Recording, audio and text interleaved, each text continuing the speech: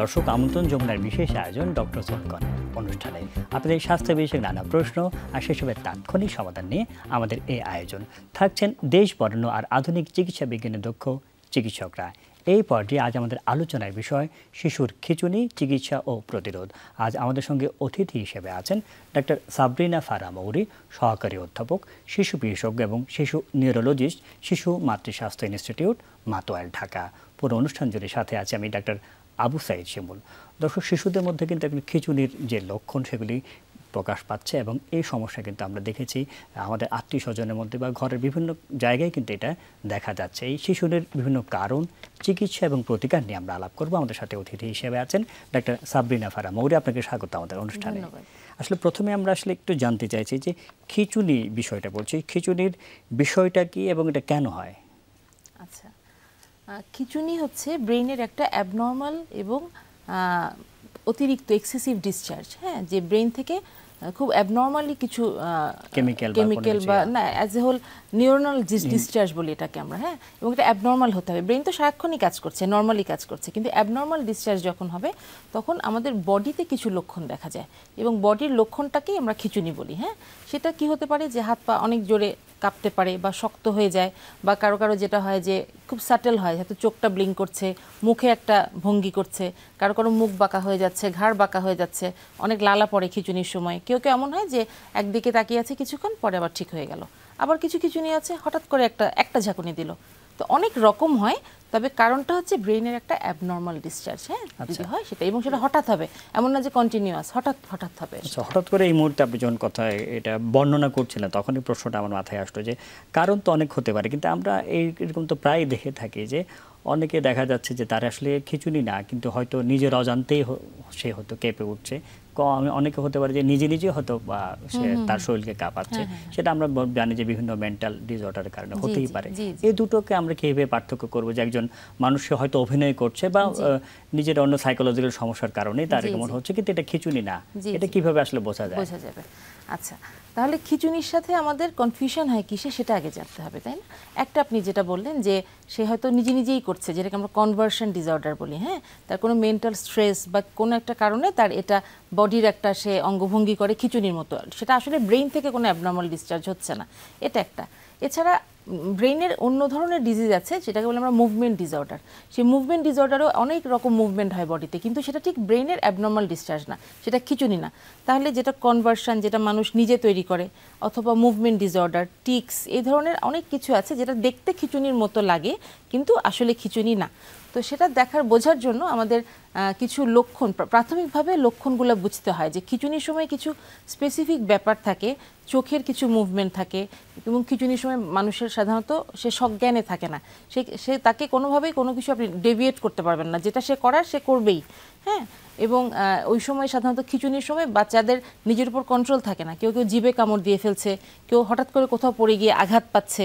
কিন্তু সাধারণত যেটা কনভার্সন, যেটা মানুষ নিজের থেকে করে, ইচ্ছাকৃত না, হয়তো অবচেতন মনেই করে ফেলে, সেখানে সাধারণত মানুষটা কোনো আঘাত পায় না, কারণ সে ওইটুকুতে সচেতন থাকে যে আমাকে আঘাত পাওয়া যাবে না। কিন্তু খিঁচুনি অবস্থায় বাচ্চা সেটা থাকে না, প্রায় বাচ্চা জিভে কামড় দিয়ে ফেলে বা এবং জিভে কামড়টা সাইডে দেয় বা পড়ে গিয়ে ব্যথা পায়। আর মুভমেন্ট ডিসঅর্ডার যেটা, সেটার কিছু স্পেসিফিক টাইপ আছে যেটা আমরা আসলে বুঝি, সেটা জেনারেল পিপলের বোঝাটা খুব মুশকিল, আমরা যারা ডক্টর বা নিউরোলজিস্ট তারা বুঝতে পারি।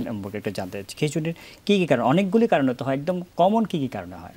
আচ্ছা, কমনলি আমরা যদি বলি তাহলে খিঁচুনির একটি কারণ তো অবশ্যই মৃগীরোগ। হ্যাঁ, মৃগীরোগ হচ্ছে যেখানে ব্রেইন থেকে কিছু ডিসচার্জ আসবে এবং সেটা আনপ্রোভোকড মানে কোনো কারণে হবে না, হঠাৎ করেই কোনো কারণ ছাড়া হয়ে গেল, সেটা তো মৃগীরোগ বা এপিলেপসি। এছাড়া হতে পারে ফেব্রাইল কনভালশন আমরা বলি, বা ফেব্রাইল সিজার, সেটা হচ্ছে জ্বর হলে তখন তার খিঁচুনি হবে, জ্বর ছাড়া কখনো হবে না, ঠিক আছে? তো জ্বরের খিঁচুনি সেটাকে আমরা বলি, সেটা এপিলেপসির মতো অত ভয়ঙ্কর না, এবং সেটা সাধারণত 6 মাস থেকে 6 বছরের মধ্যেই হয় বয়স, 6 বছরের পরে সাধারণত হয় না। এবং ওই জ্বরের খিঁচুনি যখন হয়, খিঁচুনিটা হয়তো কিছুক্ষণ থাকে, 1-2 মিনিট, এরপরে বাচ্চা আবার স্বাভাবিক হয়ে যায়, এরপরে বাচ্চা অনেক বেশি সিক থাকে না, জ্বরের খিঁচুনি যেটা। আর আরেকটা কারণে খিঁচুনি হয়, সেটা হচ্ছে যে ব্রেইনে যদি কোনো ইনফেকশন হয়, হ্যাঁ, ব্যাকটেরিয়া, ভাইরাস, অথবা আসলে ম্যালেরিয়া যদি হয়, সেরেব্রাল ম্যালেরিয়া, ব্রেইনের কোনো ইনফেকশনেও কিন্তু খিঁচুনি হতে পারে, সেটা একটু কঠিন ধরনের রোগ, তখন অবশ্যই একটা খুব ভালো একটা ট্রিটমেন্ট করতে হবে হসপিটালে ভর্তি হয়ে। এছাড়া বডির কিছু কেমিক্যাল আছে, সেগুলো চেঞ্জ হলেও খিঁচুনি হয়। যেমন রক্তে যদি গ্লুকোজ কমে যায়, ক্যালসিয়াম কমে যায়, সোডিয়াম পটাশিয়ামের ভারসাম্য যদি নষ্ট হয়, এই ধরনের কারণেও খিঁচুনি হতে পারে। তো অনেকগুলো কারণেই খিঁচুনি হয়। তো আমাদের লক্ষণ, বাচ্চার ইতিহাস, হ্যাঁ, এবং সব কিছু বুঝে বাচ্চাকে দেখে তারপর ডিসাইড করতে হয় যে জ্বর আছে কিনা, সবকিছু বুঝে আমাদেরকে সেটা ডিসাইড করতে হয়। জ্বরজনিত খিঁচুনি আমরা দেখি ছোট বাচ্চাদের, 5 বছরের কম বয়সী বাচ্চাদের প্রায় সময় মা বাবারা এটা নিয়ে উদ্বেগ উৎকণ্ঠার মধ্যে থাকেন যে জ্বরজনিত খিঁচুনি হচ্ছে, এটা থেকে ব্রেনের কোনো সমস্যা হবে না, এটা কেন হয় বা কতদিন পর্যন্ত এটা আসলে থাকে, এই সব বিষয় নিয়ে আমরা আলাপ করবো একটি বিরতির পর।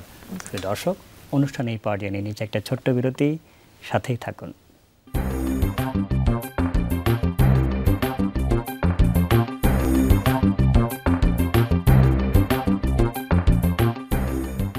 এরপর ডক্টর সনকন অনুষ্ঠানে আপনাদেরকে আবারও স্বাগত জানাচ্ছি। আজকে আমাদের সাথে অতিথি হিসেবে আছেন ডাক্তার সাবরিনা ফারা মৌরি এবং আমরা আলাপ করছি শিশুর খিঁচুনি নিয়ে। আমরা বিরতির আগে আসলে আপনাকে প্রশ্ন করেছিলাম যে আসলে জ্বরজনিত খিঁচুনি, এটা বাচ্চাদের, অল্প বয়সী বাচ্চাদের প্রায় দেখা যায়, এটা কেন হয়, এটা থেকে যে আমাদের পরবর্তী এপিলেপসি বা মৃগীরোগ হওয়ার সম্ভাবনা আছে কিনা? আচ্ছা, জ্বরজনিত খিঁচুনি একটি খুব কমন খিঁচুনি। হ্যাঁ, সেখানে জ্বর হলেই শুধুমাত্র খিঁচুনি হবে, জ্বর ছাড়া কখনোই খিঁচুনি হবে না। এটা হচ্ছে মেইন পয়েন্ট, কখনোই জ্বর ছাড়া হবে না। এবং জ্বরটা অল্প জ্বরেও হতে পারে, এমন না যে অনেক জ্বর উঠবে তারপর হবে, তা না, হালকা জ্বরেও এই খিঁচুনিটা হয়। এবং এটিকে একটি নিরাপদ খিঁচুনি বলা যায়, কারণ এটাতে ব্রেইনের কোনো পার্মানেন্ট ক্ষতি হয় না। সাধারণত এটা 6 মাস বয়স থেকে শুরু হতে পারে এবং সাধারণত 6 বছর বয়সের বেশি সাধারণত এটা হয় না। এটা কি বারবার হতে পারে? এটা বারবার হতে পারে, হ্যাঁ। তবে বেশিরভাগ ক্ষেত্রে জ্বরজনিত খিঁচুনি একবার বা দুইবার হয়ে আর হয় না, তবে এটা অনেকবার হওয়ার চান্স আছে। আচ্ছা, বারবার না হওয়ার জন্য কি কোনো কিছু? বারবার না হওয়ার জন্য কিছু আমরা প্রিকশন নেই, কিছু মেডিসিন নিতে হয়। আমরা বাবা মাকে বলে দিই যখনই বাচ্চার জ্বর হবে, সেটা হালকা জ্বর হলেও বাচ্চাকে প্যারাসিটামল দিয়ে দিবেন। আমরা ডোজ বলে দিই বয়স অনুযায়ী, ওজন অনুযায়ী, এবং একটা ওষুধ বলি ডায়াজিপাম ট্যাবলেট, সেটা মুখে খেতে হবে 3 বেলা 3 দিন, প্রতিদিন 3 বেলা করে 3 দিন। বাচ্চার ওজন অনুযায়ী আমরা সেটা ডোজটা বলে দিই।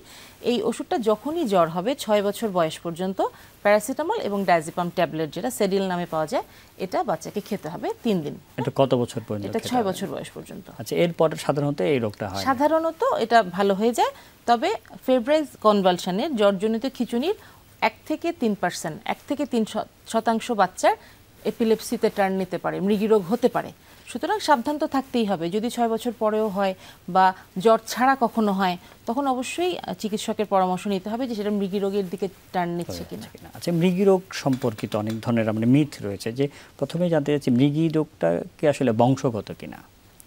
মৃগীরোগ অনেক ক্ষেত্রে বংশগত, সব ক্ষেত্রে না। হ্যাঁ, মৃগীরোগের অনেক কারণ আছে। কিছু হচ্ছে যে ব্রেইনের কোনো জন্মের পরে ব্রেইনে যদি কোনো আঘাত আসে, সেটা জন্মের সময় দেরি করে কান্না হতে পারে, অক্সিজেন কম পেতে পারে, ছোট সময়ের আগে যদি বাচ্চা হয়ে যায়, প্রিটার্ম বাচ্চা যারা, তাদের ব্রেইনে একটা আঘাত হতে পারে। হ্যাঁ, কারণ সময়ের আগে তারা পৃথিবীতে চলে এসছে। তারপর হচ্ছে পরবর্তীতে যদি ব্রেইনে কোনো ইনফেকশন হয় ইত্যাদি বিভিন্ন কারণে ব্রেইনের যদি কোনো ইনজুরি বা আঘাত হয় জন্মের পরে বা মায়ের পেটে থাকা অবস্থায়, ব্রেইনের আঘাত থেকে হতে পারে। সেটা হচ্ছে একটা জিনিস। এবং ব্রেইনের আঘাত থেকে ব্রেইনে একটা পার্মানেন্ট ড্যামেজ হয়ে যায়, এবং ওই ড্যামেজড এরিয়াটা, ব্রেইনের যে ড্যামেজড এরিয়া, সেটা পরবর্তীতে মৃগীরোগের জন্য একটা ফোকাস হিসেবে কাজ করে, যে এই জায়গাটা থেকে প্রায় তার খিঁচুনি উৎপন্ন হচ্ছে পরবর্তীতে। প্রথম যে সমস্যাটা, প্রথম যখন সে জন্মের পরে দেরি করে কান্না করলো, খিঁচুনি হলো বা ব্রেনে ইনফেকশন হলো, তখন যে খিঁচুনি, সেটা কিন্তু মৃগীরোগ না। পরবর্তীতে কোনো কারণ ছাড়াই তার খিঁচুনি তৈরি হবে, কারণ ব্রেনে একটা পার্মানেন্ট ড্যামেজ হয়ে গিয়েছে। এটা একটা। আরেকটা হচ্ছে যে বাচ্চার কোনো কিছুই নাই, এই ধরনের কোনো খারাপ ধরনের হিস্ট্রি নাই, কিন্তু তার খিঁচুনি, সেটা হচ্ছে জেনেটিক, তার জিনের মধ্যেই বলা আছে যে তার খিঁচুনি হবে। এছাড়া আরও কিছু আছে যে ফ্যামিলি হিস্ট্রি, যে ফ্যামিলিতে কারো না কারো নিকট আত্মীয় স্বজনের খিঁচুনি আছে, বাচ্চারও হলো, এবং ফ্যামিলি হিস্ট্রি যাদের থাকে সেটাও জেনেটিক সাধারণত। হ্যাঁ, তো এই ধরনের বিভিন্ন কারণে এই মৃগীরোগ। মায়ের কোনো আচরণ বা কোনো খাবার বা কোনো কিছুর জন্য কি এটা দায়ী কিনা যে বাচ্চার খিঁচুনি বা মৃগীরোগ হবে?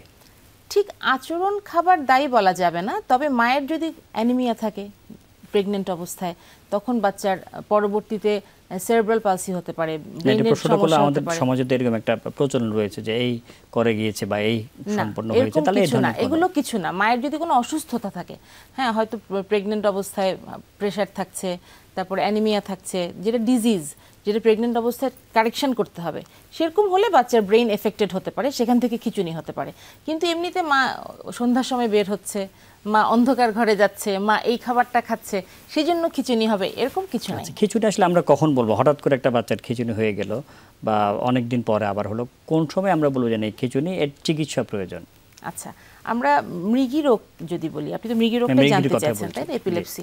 মৃগী রোগের ক্ষেত্রে আমরা বলি যে 2 বা ততোধিক আনপ্রোভোকড সিজার হতে হবে। আনপ্রোভোকড মানে কোনো কিছু সেটাকে প্রভোক করবে না বা সেটাকে স্টিমুলেশন দিবে না, ঠান্ডা আকাশ কিছুই থাকবে না, হ্যাঁ, মাথায় আঘাত পাওয়া এগুলো কিছু না, বাচ্চা ভালো অবস্থায় খিঁচুনি হয়ে যাবে। সেটা 2 বা মানে একবারের বেশি হতে হবে। প্রথমবার একবার যদি হয় তখন আমরা সবসময় মৃগী রোগ বলি না, তবে সেটারও একটা ব্যতিক্রম আছে। একটা বাচ্চার যদি প্রথমবার কোনো কারণ ছাড়া খিঁচুনি হয়, কিন্তু তার হিস্ট্রিতে কোনো খারাপ কিছু থাকে, যেমন সে দেরি করে হাঁটতে বসতে শিখেছে, সে জন্মের পরে দেরি করে কান্না করেছিল, তার ফ্যামিলি হিস্ট্রি আছে, এই ধরনের কোনো খারাপ ধরনের হিস্ট্রি যেটাতে খিঁচুনি হওয়ার সম্ভাবনা বেড়ে যায় মৃগী রোগ হওয়ার, সেরকম যদি থাকে তখন অনেক সময় আমরা প্রথম যে আনপ্রোভোকড খিঁচুনি সেটাকেও আমরা বিবেচনায় আনি। কিন্তু যদি সেরকম খারাপ ধরনের হিস্ট্রি না থাকে তাহলে আমরা সেকেন্ড অ্যাটাকের জন্য ওয়েট করি।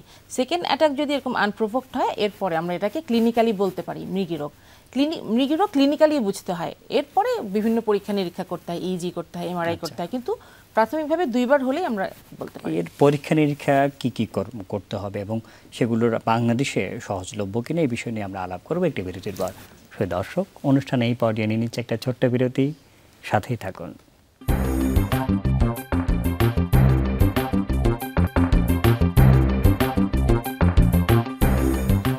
বিরতির পর ডক্টরস অন কল অনুষ্ঠানে আপনাদেরকে আবারও স্বাগত জানাচ্ছি। আজকে আমাদের সাথে অতিথি হিসেবে আছেন ডাক্তার সাবরিনা ফারা মৌরি এবং আমরা আলাপ করছি শিশুদের খিঁচুনি নিয়ে। আমরা অনেক বিষয় নিয়ে আলাপ করছিলাম, আমরা শনাক্তকরণের টুল নিয়ে বিরতির আগে বলছিলাম কী কী বিষয় নিয়ে টুল রয়েছে এবং সেগুলো বাংলাদেশে সহজলভ্য কিনা। আচ্ছা, আমি যেটা আগেই বলছিলাম, মৃগী রোগ যেটা, সেটা ক্লিনিক্যাল ডায়াগনোসিস, আমি ক্লিনিক্যালি ডিসাইড করতে পারবো এটা মৃগী রোগ কিনা, কিন্তু আমার কিছু পরীক্ষা এজন্যই করতে হয় সেটার ধরন বোঝার জন্য এবং চিকিৎসাটা নির্ধারণ করার জন্য। আমি যদি কিছু পরীক্ষা করি তখন চিকিৎসা করাটা আমার জন্য আরেকটু ইজি হয়ে যায়। তার মধ্যে সর্বপ্রথম আমি বলবো ইজি। হ্যাঁ, ইজি পরীক্ষা করে আমরা এটা কোন ধরনের খিঁচুনি সেটা খুব সহজে বুঝতে পারি, এবং মৃগী রোগের ধরন অনুযায়ী কিন্তু চিকিৎসা নির্ভর করে। সব মৃগী রোগের চিকিৎসা সেম না, এক এক মৃগী রোগ অনেক রকম হয় এবং বড়দের তুলনায় বাচ্চাদের ভেরিয়েশন বেশি, বাচ্চাদের বিভিন্ন ধরনের মৃগী রোগ হয়, এবং ইজি করলে আমরা বুঝতে পারি, দেখে আপনারা বুঝতে পারেন যে কোন রকম চিকিৎসা। এবং আরো কিছু পরীক্ষা যেমন এমআরআই করতে হয় অনেক সময়, যে ব্রেইনের কোনো লেশন, কোনো স্ট্রাকচারাল প্রবলেম আছে কিনা, এমআরআইটা মেইনলি করতে হয় আমি ওষুধ বন্ধ করব কখন সেই সিদ্ধান্তের জন্য। হ্যাঁ, যে এমআরআইতে যদি পার্মানেন্ট কোনো প্রবলেম থাকে তাহলে ওষুধ সহজে বন্ধ করা যায় না। আর এছাড়া ওষুধ বন্ধ করার তো কিছু নিয়ম আছে, এই ওষুধ বন্ধ করার নিয়মগুলোর জন্য ইজি, এমআরআই, আবার জেনেটিক টেস্ট, মেটাবলিক টেস্ট, ওগুলো কিছু কিছু ক্ষেত্রে আমরা করি, সব ক্ষেত্রে না। এই যে ওষুধের কথা বলেন, ওষুধগুলো যে আপনি একটা প্রসঙ্গ উঠিয়েছেন, ওষুধটাই আসলে সারা জীবন খেয়ে যেতে হবে কিনা? আচ্ছা, এটা খুবই একটা ইম্পর্টেন্ট প্রশ্ন, এবং মা বাবারা সবার আগে এই প্রশ্নই করে যে সারা জীবন ওষুধ খাবে, তারা খুব হতাশ। তখন আসলে যেটা মেইন জিনিস, বেশিরভাগ বাচ্চাদেরই সারা জীবন ওষুধ খেতে হয় না।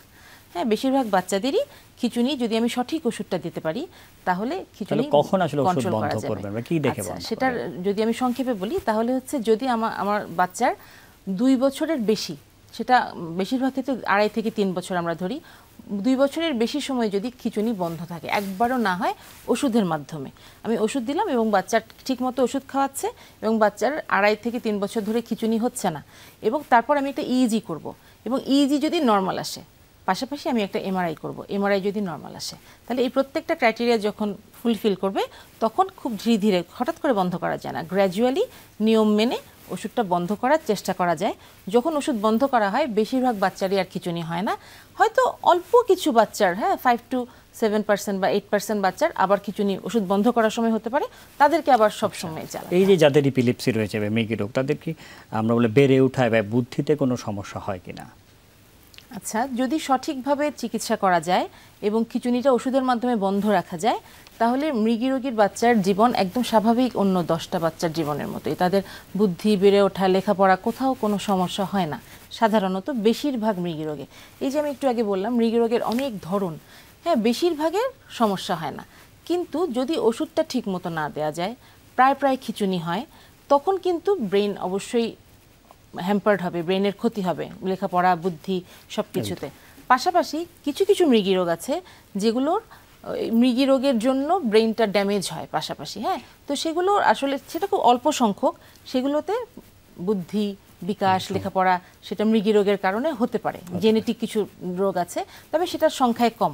বেশিরভাগ মৃগী রোগ চিকিৎসায় ভালো থাকে এবং বাচ্চা একদম নর্মাল লাইফ লিড করতে পারে এবং একটা সময় পরে ওষুধ বন্ধ করে দেওয়া যায় যদি রেগুলার ওষুধ খাওয়া যায়। আচ্ছা, এই ওষুধ যেগুলি দেওয়া হচ্ছে সেগুলোর কোনো সাইড ইফেক্টের কারণে বাচ্চার কোনো ধরনের কোনো সমস্যা হয় কিনা? আচ্ছা, ওষুধের সাইড ইফেক্ট কি? আসলে সব ওষুধেরই সাইড ইফেক্ট আছে, এমন না যে শুধু মৃগী রোগের, ঠিক আছে। হ্যাঁ, মৃগী রোগের ওষুধেরও কিছু কিছু সাইড ইফেক্ট আছে, সেটা আমাদের মনিটরিং করতে হয়। আমাদের কাছে যখন বাচ্চাদেরকে নিয়ে আসে আমরা সেটা মনিটরিং করি, বাবা মাকে লক্ষণগুলো বলে দিই কি কি হতে পারে, এবং সেরকম হলে সেই ওষুধটা আমাদের বন্ধ করে অন্য ওষুধে যেতে হয় সেক্ষেত্রে। তবে সেটা খুব রেয়ার, খুব কমই হয় সেটা, এবং কিছু ব্লাড টেস্ট করতে হয় ইয়ারলি। তো তবে সেটা খুব বেশি না, খুবই একদম নগণ্য, একদম শেষ দিকে চলেছে। এটা আমরা কমন প্রশ্ন প্রায় সময় চাই, যখন খিঁচুনি হয় বা মৃগী রোগ হয় তাদেরকে কোনো চামড়ার কোনো কিছু শুকালে বা অন্য কোনো কিছু করলে কি এই খিঁচুনিটা বন্ধ হয় কিনা? না, এটা একেবারেই ভুল ধারণা। হ্যাঁ, যে খিঁচুনি হলে চামড়ার গন্ধ শোকায়, মাথায় পানি দেয়, মুখের ভিতর চামচ ঢুকিয়ে দেয়, এগুলো ব্যাড প্র্যাকটিস, এটাতে আরও ক্ষতি হয়। খিঁচুনি যখন হবে বাচ্চাকে তখন এসব কিছুই করা যাবে না, বাচ্চাকে শুধু বাম কাত করে শুয়ে দিতে হবে। একটা কাজই করতে হবে, বাম কাত করে শুয়ে দিতে হবে যাতে মুখের লালাটা গড়িয়ে বাইরে চলে যায়, কারণ লালাটা নইলে শ্বাসনালীতে ঢুকে যাবে। খিঁচুনির সময় অনেক বেশি লালা নিঃসৃত হয়। এছাড়া আর কিছুই করতে হয় না, আসলে জোর করে চেপে রাখা, হাত পা শক্ত করে, এগুলো কিছু করতে হয় না। এবং খিঁচুনি আপনিই সাধারণত 5 মিনিটের আগে বন্ধ হয়ে যায় বেশিরভাগ ক্ষেত্রে, মাথায় পানি দেওয়া, এগুলো কিছু করতে হয় না। তবে যদি কখনো দেখা যায় যে 5 মিনিটের বেশি সময় ধরে খিঁচুনি চলছে, তখন অবশ্যই নিকটস্থ হাসপাতালে নিয়ে যেতে হবে। ডক্টর সাবরিনা ফারাহ মৌরি এতক্ষণ আমাদের সাথে থাকার জন্য আপনাকে অসংখ্য ধন্যবাদ। জি, আপনাকেও ধন্যবাদ, দর্শক এবং যমুনা টিভিকে ধন্যবাদ। দর্শক, যেমনটি শুনছিলেন আজকে আমাদের অতিথি ডাক্তার সাবরিনা ফারাহ মৌরি বলছিলেন খিঁচুনির কিন্তু এখন উন্নত ধরনের চিকিৎসা রয়েছে এবং চিকিৎসা পদ্ধতিগুলো অ্যাভেলেবেল। সুতরাং আমরা যদি শুরুতেই চিকিৎসকের কাছে যাই এবং নিয়মিত ওষুধ সেবনের উপর কিন্তু উনি জোর দিয়েছিলেন, নিয়মিত দীর্ঘমেয়াদী যদি আমরা ওষুধ সেবন করি এবং চিকিৎসকের কাছে ফলো আপে থাকে, কিন্তু এই রোগ নিয়েও কিন্তু শিশুরা অন্য 8-10টা বাচ্চার মতো সুন্দরভাবে সুস্থভাবে বেড়ে উঠবে। আমাদের শিশুরা সুস্থ থাকুক, আমরা সুস্থ থাকি, এই কামনে আজকের মধ্যে বিদায় নিচ্ছি। আল্লাহ হাফেজ।